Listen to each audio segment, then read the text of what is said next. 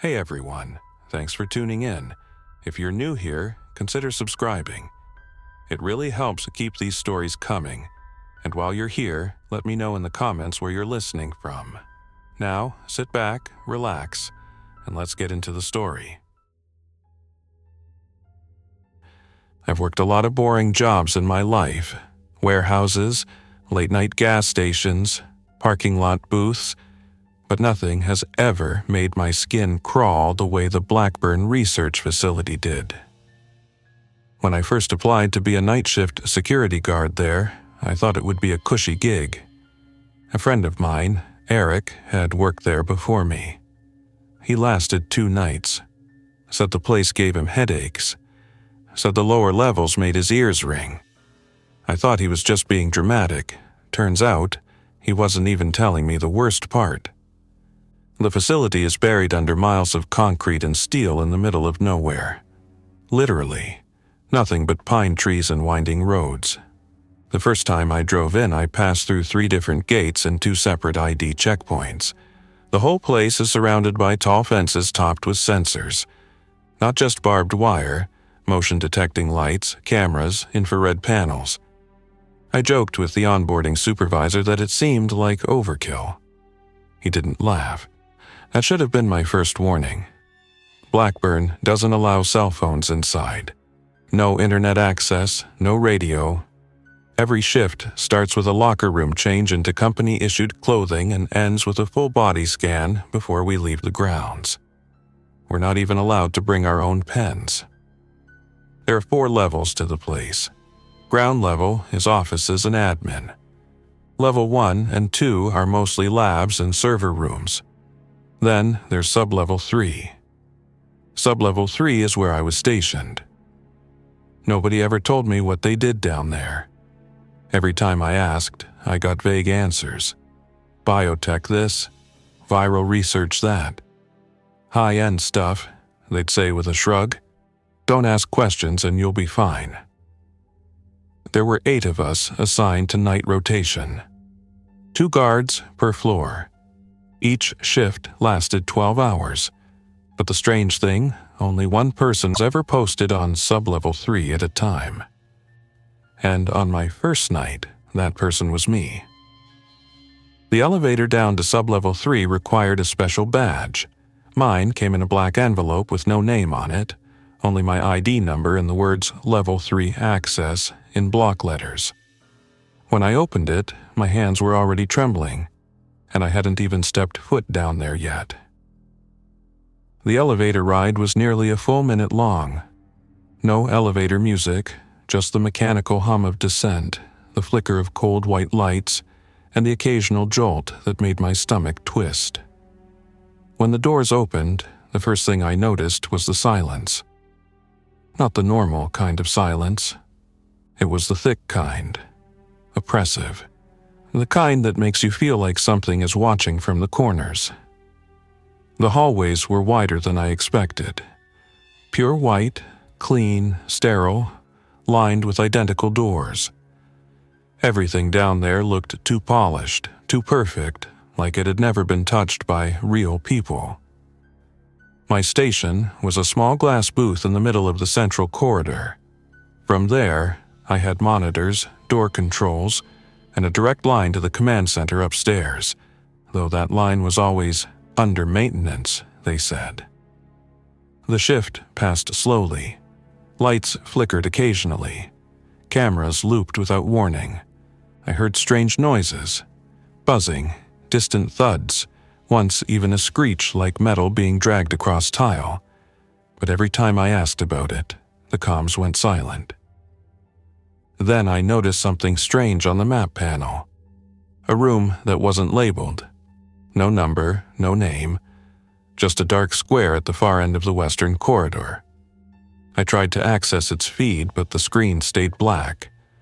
Every other room had a live camera except that one. Curiosity got the better of me. I grabbed my keyring and walked down the hall, boots echoing on the floor. The walls seemed to narrow the further I went. The lights buzzed louder too. When I reached the door, I found something I didn't expect no handle. no keypad, no label. Just a smooth metallic panel with a single card reader glowing red. I tried my badge. Nothing. I stood there for a few seconds, unsure what I was even doing. Then I leaned in to listen. Not because I expected to hear anything, but because I suddenly felt like I wasn't alone. That's when I heard it. Breathing. Slow, heavy breathing, coming from the other side. The breath wasn't natural, it was deep, but wrong. Wet, like it rattled through something broken. And the moment I stepped back, it stopped. I waited. 10 seconds, 20, nothing. I turned to leave and froze. My radio crackled, but no one was speaking. Just static. Then the lights above me flickered once, twice, and then cut out completely. I was plunged into darkness. I backed up against the wall, heart pounding, unsure whether to call it in or stay quiet. I didn't want to draw attention to myself, but I already had. From the dark corridor came a click, then another. Footsteps. Wet, dragging ones. I lifted my flashlight and aimed it down the hallway. Empty. But when I turned back to the door, it was open. The door had been smooth, seamless. No visible handle, no keypad.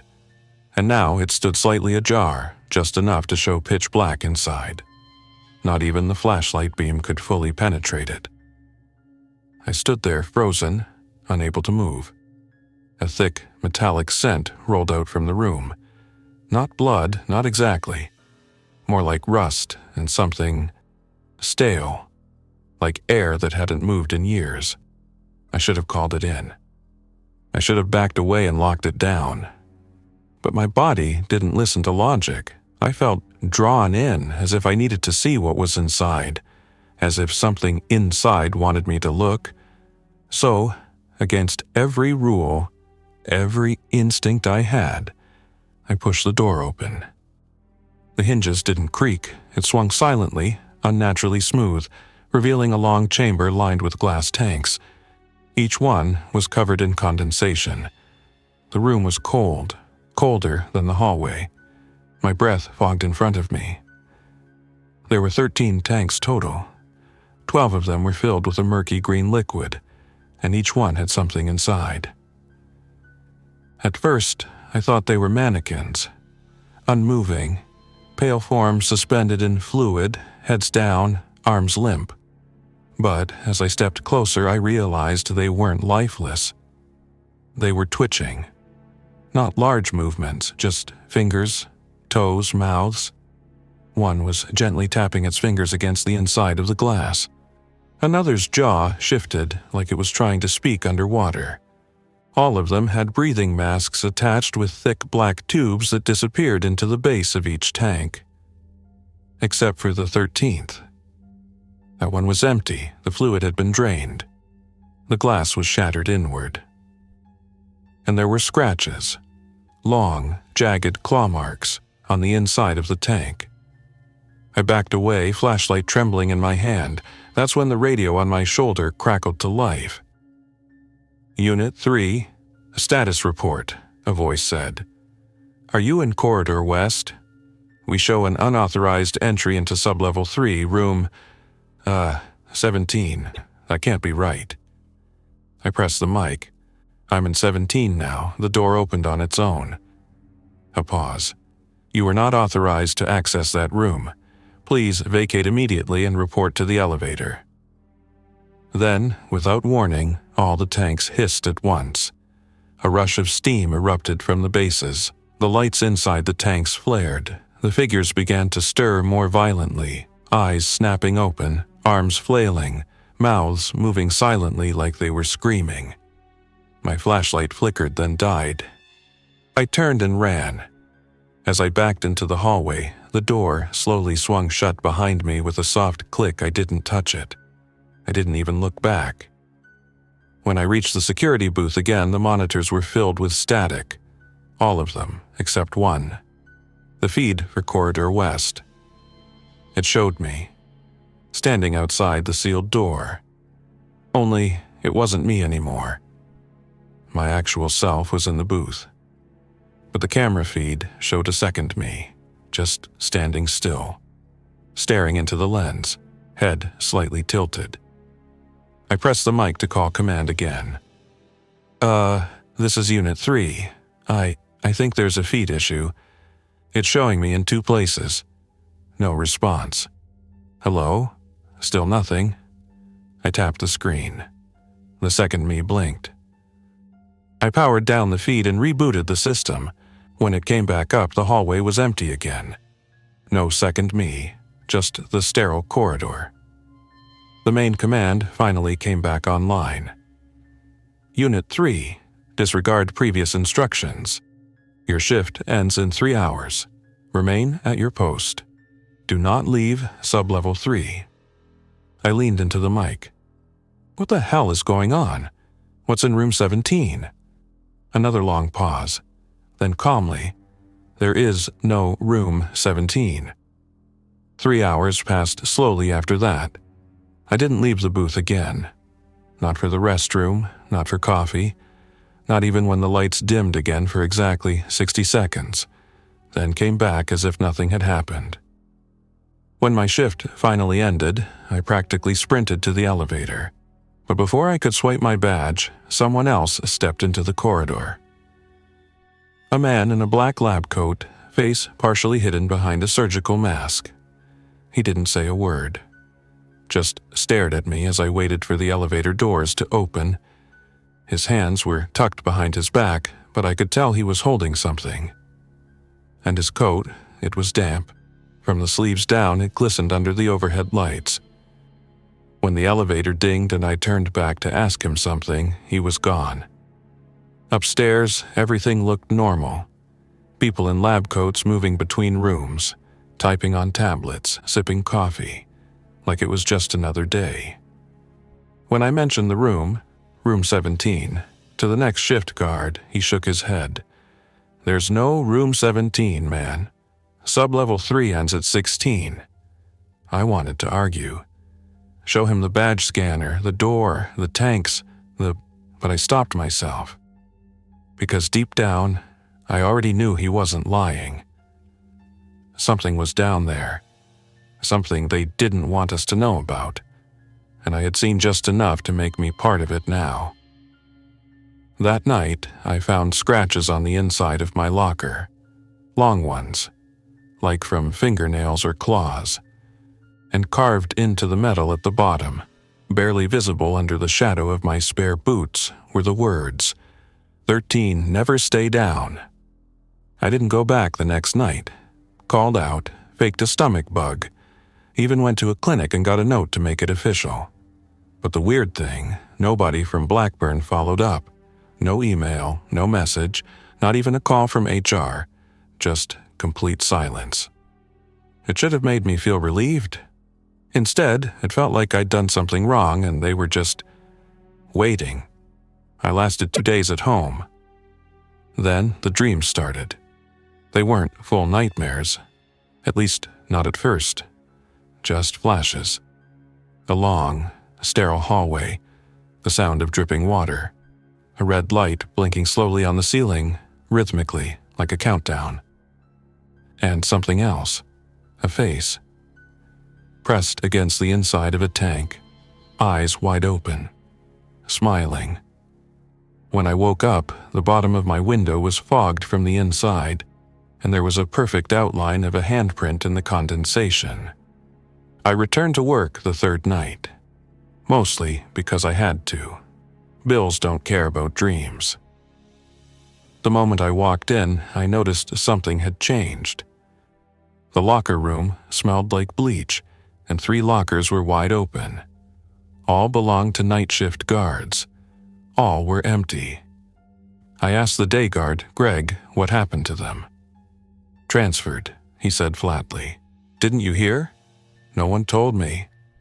He looked at me for a moment, then shrugged. Must have slipped through the cracks. Yeah, right.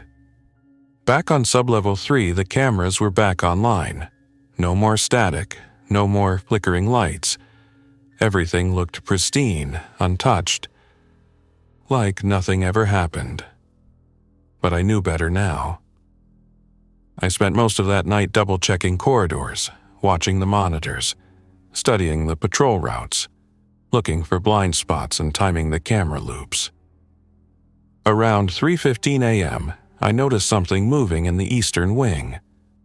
At first, I thought it was just one of the researchers, maybe someone pulling a late shift. But when I zoomed in on the feed, I saw it was a person wearing one of our guard uniforms. Only they weren't scheduled to be there. I checked the logs. Only I had access to sublevel 3 that night. I watched as the figure walked past room 16 and stopped outside the unmarked door. Room 17. They didn't knock, didn't use a keycard. They just stood there, motionless. And then, the door opened on its own. I jumped up and sprinted down the corridor, flashlight in hand, heart hammering. When I turned to the final corner empty. No person, no door, just smooth wall where room 17 had been. Like it had never existed.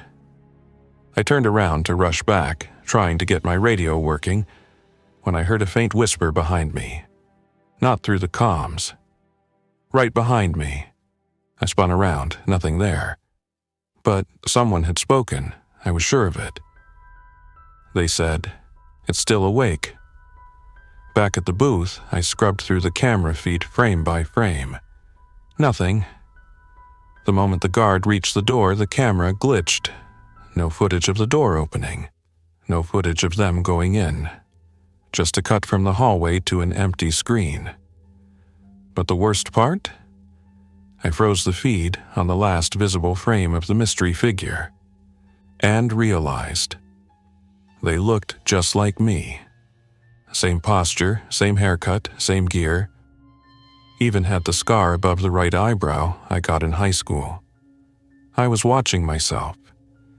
I tried to contact upper levels again, but the comms were unresponsive. When I picked up the backup line, all I heard was soft breathing. Not static. Not white noise. Breathing. I didn't sleep after that shift. Didn't eat much either. Every time I closed my eyes, I saw that empty tank. I saw the smile pressed against the glass. And I started remembering something else.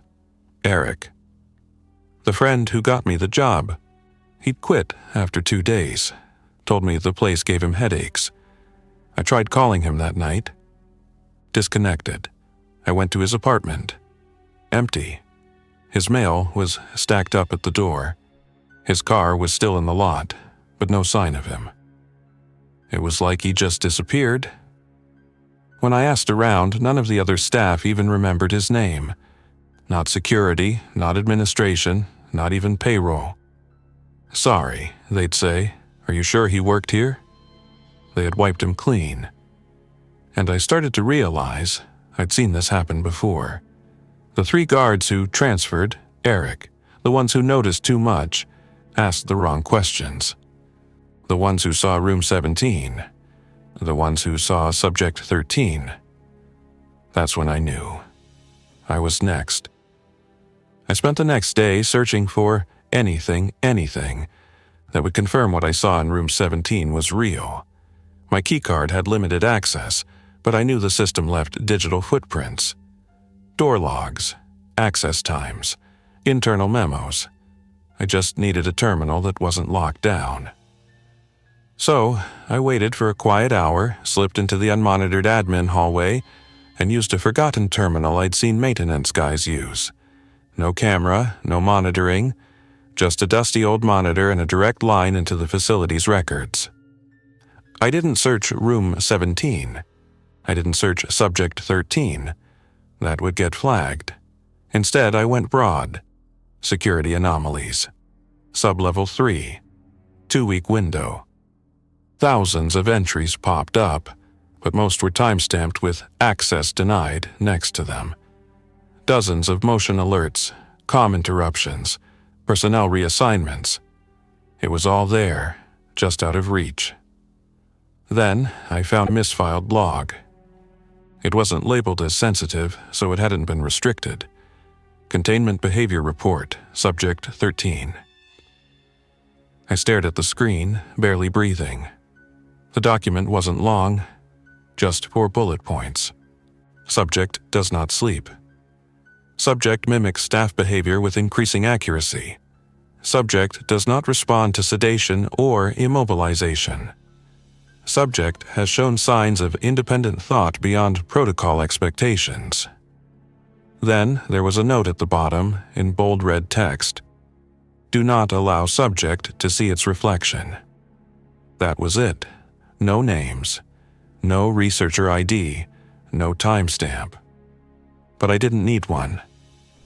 Because as I leaned closer to the screen, my reflection in the black monitor wasn't matching my movements. It blinked, just a split second too late.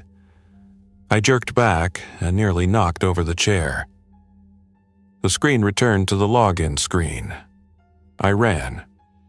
Didn't matter if anyone saw me. I just needed out, needed air, needed to remember what breathing felt like when your lungs weren't locked up with fear. But the elevator refused to take me to the surface. My keycard didn't work anymore. Instead, it stopped on sublevel 2. Doors opened to a hallway I'd never seen before. Bright lights, unmarked white doors. Not a sound. And then footsteps, several pairs. Soft, rapid. I stepped back into the elevator, but the doors didn't close. A figure appeared at the far end of the hallway. White coat, mask, hands gloved in red. He didn't speak, just lifted one hand and beckoned with 2 fingers, slow and deliberate. The doors finally shut. Back in the booth, I pulled the emergency file I'd copied weeks ago, an offline version of the personnel manifest, cross-checked it with current security logs. 5 names were missing. All guards, all assigned to sublevel 3 in the last 6 months. None had exit logs, but all had been present in the days following a system-wide fire drill that, according to records, never officially happened. And in the notes column for each, reassigned to medical. I didn't know what that meant until I found the camera footage. One of the hidden backup feeds, stored deep in the system under mislabeled maintenance files. It showed a dim hallway, 3 guards being led into room 17. Only 2 came out. The one who didn't was Eric.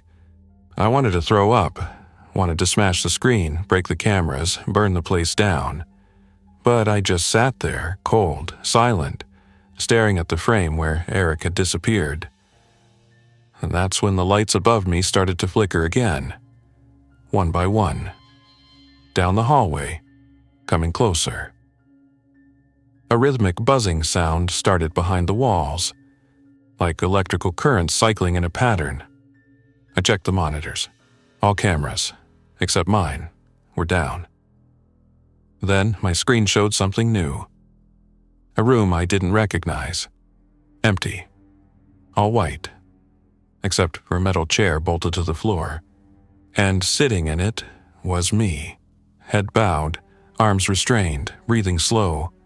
But I was standing in the booth, watching myself. The figure on the screen slowly lifted its head, stared into the camera, smiled. And then the monitor went black. Every light in the booth died at once. The emergency backup kicked in a second later, but I was already out the door, running through the corridor, heart slamming against my ribs. I didn't know where I was going, just knew I had to move. I reached the stairwell, swiped my card. Nothing.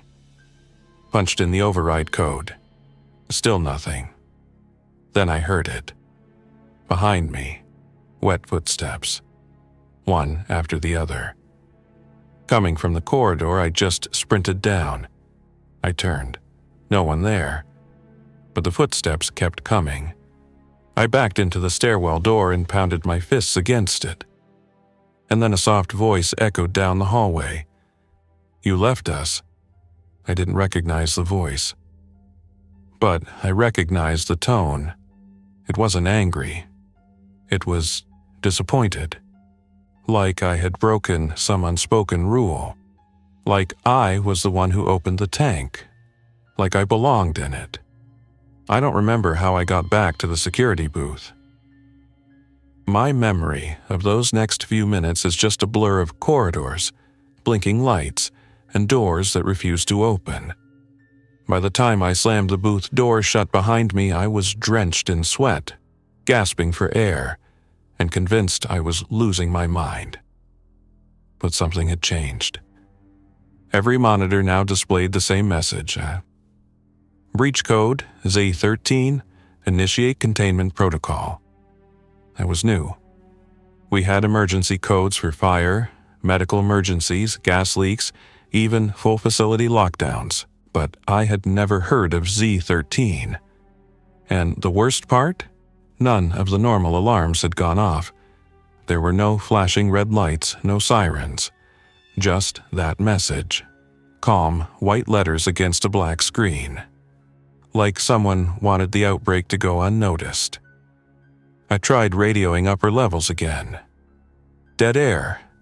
Tried using the landline. Nothing but a low mechanical hum. I flipped through the camera feeds, searching every hallway, every room, for any sign of movement. Sublevel 2 was empty. Sublevel 3, however. Room 16's door was open. Wide open. And something was on the floor. A trail. Dark, wet, leading from the room into the hallway and beyond camera range. My hands were shaking so badly I could barely hold the joystick steady, but I followed the trail through different feeds. Hallway after hallway. And then I saw it. A single figure. Crawling along the floor, bent backward at an impossible angle.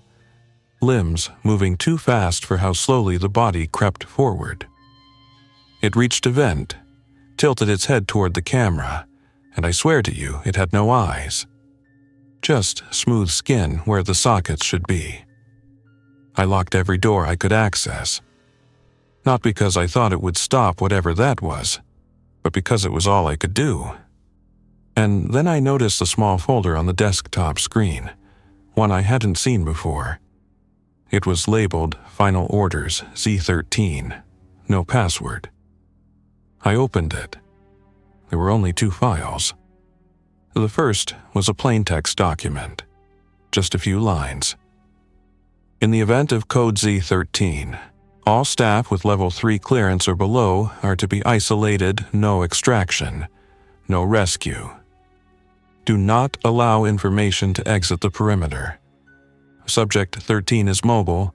Initiate mirror sweep and terminate any personnel exhibiting mimic behavior. Director Voss. That last part stopped me cold. Mimic behavior. Like what I saw on the screen. Like the other version of me, smiling, blinking a beat too late, moving wrong in the reflection.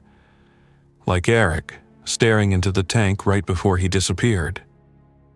The second file was a video. Unmarked, no timestamp. It showed a test room, empty walls, observation glass, a single figure strapped to a chair in the middle. The camera zoomed in, and I felt like my lungs stopped working. It was me, same scar above my eye, same uniform, same confused look, like he had no idea how he got there. Behind the glass, scientists were watching. They spoke in hushed voices. Time marker 12:13. Initiating Subject 13's exposure to visual triggers. Someone hit a button. A mirror slid down from the ceiling, facing the version of me in the chair. At first, nothing. Then my reflection in the video started moving on its own. Faster. Jerky. Like it was skipping frames. Until it pressed its hands against the glass and started laughing. The sound cut out. But I could see the expression twist into something I still don't have words for. It was using my face like a mask, but it wasn't me. The video ended. I sat there for what felt like hours, The screen black, the monitors flickering. And then, in the corner feed for hallway B4, I saw movement again. This time, it wasn't a crawler. It was someone standing upright. Back to the camera. Just standing, perfectly still, facing the locked door at the end of the corridor. I zoomed in. The person wore a guard uniform. Same as mine, same badge number. Same everything. And then the figure tilted its head sideways until the neck bent in an impossible angle. Too far, like a puppet missing strings. It slowly turned toward the camera, stared directly into it, and started walking toward the booth. I locked the door, reinforced it with the cabinet, grabbed the only thing I could use as a weapon, a metal flashlight, and braced for whatever was coming. Footsteps echoed outside, soft at first, then heavy, dragging, scraping against the floor like the soles of boots melting into the tile. I held my breath. The screen in front of me flickered back on. Live feed of the booth. But it was empty. No cabinet, no me, just the chair, the monitors, the untouched coffee cup. Except, the reflection on the screen still showed someone sitting in the chair. Me, and he was smiling. The reflection in the monitor blinked. I didn't. I waved a hand in front of my face. The version on the screen didn't move, just sat there, grinning, like it was watching me instead of copying me. Then, all at once, the monitor screens went white. No images, no text, just blank white light, bright enough to sting my eyes. I scrambled to shut them off, flipping every switch on the board, but nothing worked. The booth filled with this awful humming sound, like something inside the wiring was boiling. And then the white screens began to darken, shapes forming in the brightness. Dozens of faces watching me. Not video, not photos. Just shapes, hollow eyes, smiling mouths, unblinking. They began pressing against the inside of the screens, like they were trying to get out. I backed into the corner of the booth, and the lights shut off. When power returned a second later, all the monitors were dead. No feed, no flicker, just silence. Except for one sound, knocking. Slow, rhythmic, not on the door. On the glass of the observation tank in room 17. I shouldn't have been able to hear that, not from where I was, but it was like the sound was piped directly into my head. I checked the camera for room 17, but the feed had been overwritten again. This time, with a single message. Do not look at yourself. Then another line appeared below it. You aren't the one who made it out. I grabbed my flashlight and bolted from the booth. I had to see. Had to know if room 17 was still sealed. If that tank was empty. But the hallways twisted around me. More than I remembered. Like the facility was growing in the dark. Lights flickered as I ran. Overhead fixtures buzzing and pulsing like they were alive. I passed storage closets with open doors. Inside each, a uniform just like mine lay on the floor. No body, just the clothes. Folded or dropped like someone vanished mid-shift. The air turned thick, heavy, like I was wading through something invisible. Breathing hurt. And then I reached room 17. The hallway was ice cold. Frost clung to the window of the observation tank. That didn't make sense. This level didn't have environmental controls. But there it was. I approached slowly. Inside, the tank was no longer empty. A figure stood pressed against the glass. Arms slack, mouth slightly open, eyes locked on me. It was me, but not a reflection. A perfect copy, down to the small scar above my eye. down to the crease in my collar from last night's nap. It raised a hand and touched the glass from the inside. I didn't move. Then, it tilted its head to the left, the exact motion I had made in the reflection earlier that night. It grinned. And behind it, in the darkness of the tank, something shifted. More shapes, more faces, just like mine. Dozens.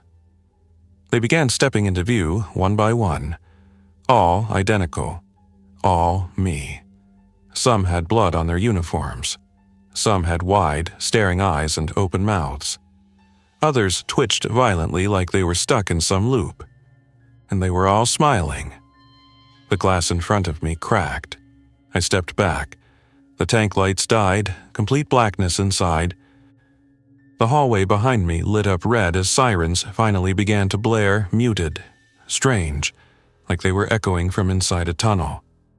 My radio came alive, but not with voices, with my own voice. Crackling, broken, whispering things I couldn't fully understand. I only caught a few words. You let them out. You never left. I sprinted back towards the stairwell, but it was gone. Literally gone. Replaced by a blank wall, smooth and seamless, like the door was never there to begin with. Panic took over. I turned around to find a new path, any path, and came face to face with myself, standing in the hallway, expression blank, arms hanging at his sides. I stepped back. So did he. I raised my flashlight. He raised his. Not a reflection. He was mirroring me with delay, a lag, a mistake. Then he lunged. I turned and ran, crashing through side doors, past flickering lights, ducking under low-hanging pipes. I didn't know where I was anymore. The layout was wrong. Angles bent in impossible ways. Doors led to the same room again and again. Until finally I stumbled into a room I recognized. The mirror testing chamber. There were no windows, just white walls and a mirror in the center. I didn't want to go in, but the door slammed behind me. I turned, and now there were two mirrors, each showing a different version of me. One looked terrified, just like I was. The other, grinning ear to ear. Its smile grew wider, unnatural, as if it were stretching skin that shouldn't move that way. I took a step back. The lights dimmed. The door disappeared. And the walls started closing in. In the reflection, the smiling version of me lifted a hand, placed a finger to its lips, and whispered, "Shh. The rest of you is waking up." Then the mirror cracked, and the floor dropped out beneath me. I woke up in the dark. No lights, no mirrors, no sound, except for a low, distant growl echoing through the walls. At first, I thought I was in a storage unit. Metal panels. A flickering emergency light above. Then I noticed the trail of smeared handprints on the floor. Some were mine. Some weren't. I staggered to my feet, flashlight gone, radio gone, everything gone. Except my badge. Still clipped to my shirt. Badge 2165. I don't know why that stuck with me. Maybe because I started wondering if the others, those things, had badges too. What if they wore the same number? What if I wasn't the original anymore? I wandered through tunnels I'd never seen before. The deeper I went, the more wrong things looked. Signs melted into the walls. Letters rearranged themselves while I read them. Directional arrows spun slowly, like weather vanes caught in a wind that didn't exist. And the farther I went, the more I heard the growling. Not loud, but constant, like breathing that came from inside the walls themselves. Then I found a door. A normal one, plain steel, no markings. Slightly open. Light flickered inside. I pushed it open and stepped through. And what I saw stopped me cold. It was the observation deck from earlier, the one overlooking room 17. except it wasn't empty anymore. The tank was open, broken, and inside the room were rows of people sitting in silence, all wearing research badges and lab coats, except their eyes were missing. Not bloody or torn, just absent smooth skin where their eyes should have been. Their heads turned as I entered, even though they couldn't see, and in perfect unison they whispered, "The original is still here." Then they stood and began walking toward me. I slammed the door shut and ran. The hallway behind me collapsed, walls crumbling inward like paper soaked in water. The air filled with dust, ash, and that same bone-deep growling. I didn't stop until I reached the old elevator shaft. Cables dangled down the center, rusted, frayed, but the shaft was open, and above me, maybe 4 stories up, was light. Warm light. Daylight.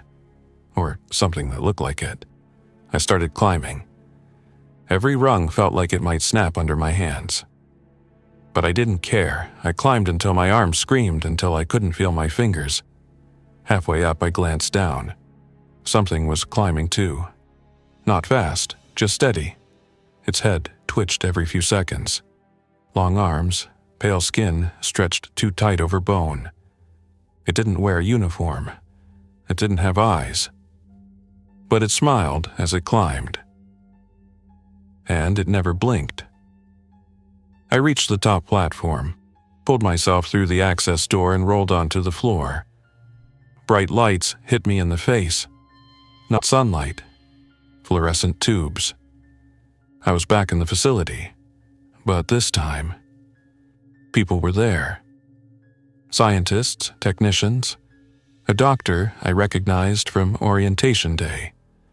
They were all walking calmly down the hallway, holding clipboards, talking softly. Like everything was normal. I stood up, panting, and shouted at them, "Help me! Something's loose in the sublevels. It got out. It's..." They looked at me and smiled. Not kindly, not surprised. Just knowingly, like they were waiting for me to say it. One of them, a tall man in a black coat, spoke. "Welcome back. How many of you made it out this time?" I backed away. This had to be a trap. Had to be some twisted experiment. Then one of the walls blinked. Yes, blinked. I saw an eye open in the corner of the hallway. A real eye, embedded in the paneling. It tracked me as I moved. I turned and ran, again, trying doors, pounding on windows, screaming for anyone who wasn't smiling at me. And that's when I found the archive room. Door ajar. Dust everywhere. Rows of old computer towers humming softly. And a single file still open on the main terminal. My name. My picture. Badge 2165. Next to it, a line of red text. Subject terminated. Observation ended. But I was still here. Still breathing. Still running. So, who were they talking about? The screen glitched. Text distorted. New lines appeared one by one. If you're reading this, then you're still in the loop. Don't trust your eyes. Don't believe what remembers you. They are still learning how to copy thoughts. The outbreak isn't just in the facility. It's in you now. I backed away from the screen. A high-pitched tone screamed through the room, like a fire alarm designed to rupture eardrums. Lights strobed red and white, over and over again. The computer began to melt. I don't mean overheat. It melted. Metal softening, keys warping, screen bubbling like plastic held to a flame. Behind me, someone whispered, close, right in my ear. "There are more of you now than ever." I turned around, swinging. No one was there. But on the far wall, my shadow remained even though the light was gone. And it didn't match my movements anymore. My shadow moved on its own. I stood frozen, staring at it, It twisted, stretched, then walked away from me, across the wall, turning corners that didn't exist, like it had somewhere else to be. I ran in the opposite direction. I didn't know what was real anymore. What was a door? What was a wall? What was just something pretending to be solid? I passed corridors I'd never seen. Some were lit like labs. Others looked like rooms from my childhood, my bedroom, my grandmother's kitchen, a hallway from the hospital where I was born. Something, or someone, was pulling pieces of my life into this place. Learning me, replicating, rewriting. Eventually, I found another stairwell. This one didn't seem to belong here. Old concrete, no ID panel, no security badge lock. I took the stairs two at a time, higher and higher, until I reached a heavy metal hatch. Rusty, marked with an old, faded number, exit B13. My heart raced. I shoved it open and was blinded by sunlight. Real sunlight. I stepped out into open air. Mountains in the distance. A chain-link fence half crushed behind me. The facility buried into a hillside. I turned in a slow circle. No alarms, no sounds, just wind. And birds. Birds. Real ones. Circling overhead. And for a minute, I believed it. I believed I had made it out. Until I found the truck. It was parked near the tree line, my truck. Same cracked windshield. Same duffel bag in the back seat, keys still in the ignition. Everything exactly as I left it. Too exact. I opened the driver door, and taped to the steering wheel was a note. One word written in red marker. Again. I started laughing. I couldn't help it. Because I remembered that note, I'd seen it before. When I first arrived at the facility months ago, it was waiting for me.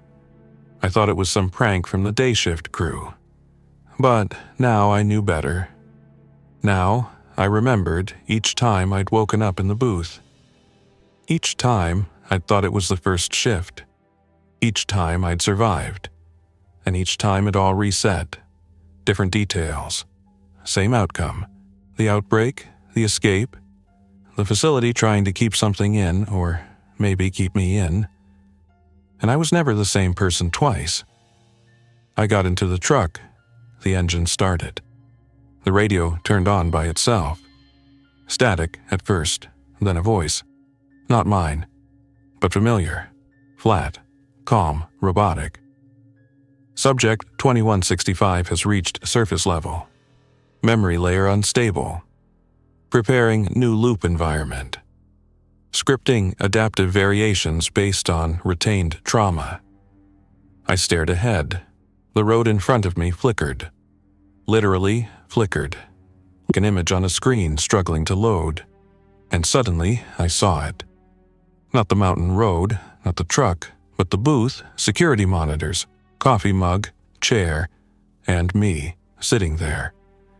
Just like before, I screamed. Not in fear, in rage, in helpless, hollow frustration, because I finally understood.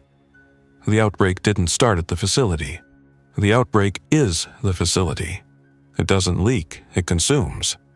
It eats identity, memory, emotion, then builds new ones.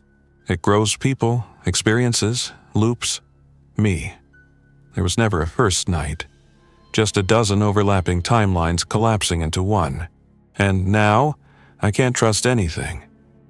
Every mirror shows something different. Every face I pass looks a little like mine.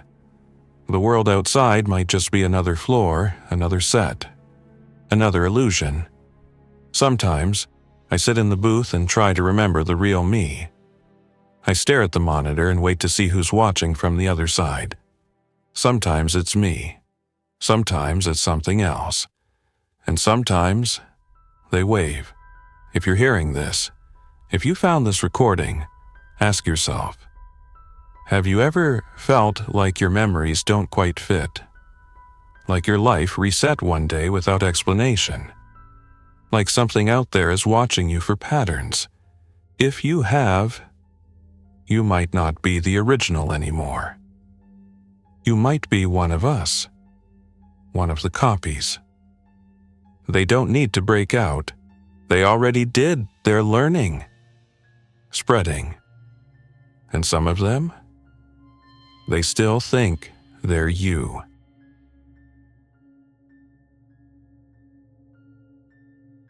Thanks for listening. If you enjoyed this story, don't forget to like and subscribe.